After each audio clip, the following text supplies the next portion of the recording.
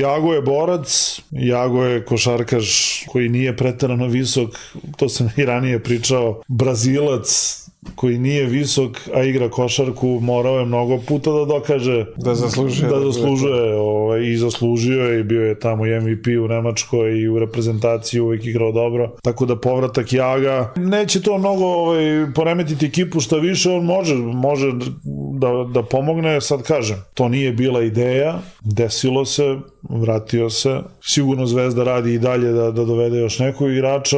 Mnogo je veliki problem povreda Devontae Grahama, pre svega po mom mišljenju, jer je on planiran da bude možda i glavna zvezda te ekipe, gde je on u startu, on je sve vreme igrao u Americi i pričao sam o tome da je prošle godine trebalo da dođe u Real Madrid, da je se sve dogovorio, pa da se predomislio, da je tamo želeo još jednom da proba, nije uspeo. On je doveden kao onako sa ozbiljnom NBA reputacijom. Videlo se i u pripremama da mu ne prija baš tvrdoće evropske košarke i ovaj period, čak i da nije igrao nešto posebno dobro, bi mu značio da se uvede u taj ritam. On to propušta i propustit će još sigurno. Jel ima podatak koliko? Pa sigurno će propustiti još 3 nedelje, što je veliki problem. Ok, Nevora i Carter su se nametnuli. Zvezda bi mogla da igra jako zanimljivu i atraktivnu košarku ove sezone, ali potrebno je mnogo toga da se desi, jer ovo do sada nije izgledalo dobro. To što se dešavalo u finišu prošle sezone je stavilo pod znak pitanja malo i trenera